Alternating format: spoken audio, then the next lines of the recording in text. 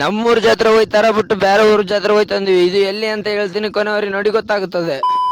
Hello ನಮಸ್ಕಾರ ಕರ್ನಾಟಕ, ನಾನ್ ನಿಮ್ಮ ಗುಡಿನ ಹುಡುಗ. ಈ ವಿಡಿಯೋ ಬಂದ್ಬಿಟ್ಟು ತೋರಂಗಲ್ ಜಾತ್ರೆದಾಗಿದೆ. ಇಷ್ಟು ಲೇಟಾಗಿ ಆಗ್ಬಿಡ್ತಾ ಇದ್ದೇನೆ ಅಂತಂದ್ರೆ ವಾಯ್ಸ್ ಕೊಡಕ್ ಆಗ್ತಿಲ್ಲ, ಅದಕ್ಕಾಗಿ ಎಲ್ಲರೂ ಸಮಾಧಾನ ಮಾಡ್ಕೊಳ್ಳಿ. ಆಯ್ತು.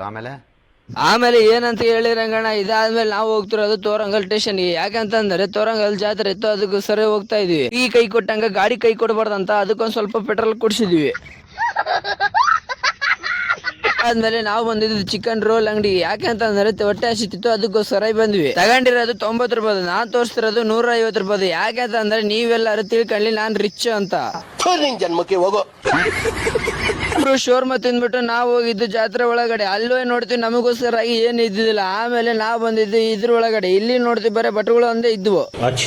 ಬ್ಯಾಟ್ ಬಾಲ್ ಮತ್ತೆ ಒಂದ್ ಲಾರಿ, ಒಂದ್ ಬಲೂನ್ ತಗೊಂಡಿವಿ. ನಾವೇ ಸಣ್ಣ ಹುಡುಗರು, ನಮ್ನ ಎಲ್ಲಾರು ನೋಡ್ತದಾರ ಅನ್ಕೊಂಡ್ವಿ. ಆದ್ರೆ ಇನ್ನೊಬ್ಬ ಸಣ್ಣ ಹುಡುಗ ನಮಗೆ ಇಲ್ಲಿ ಸಿಕ್ಕಿದ ನೋಡಿ.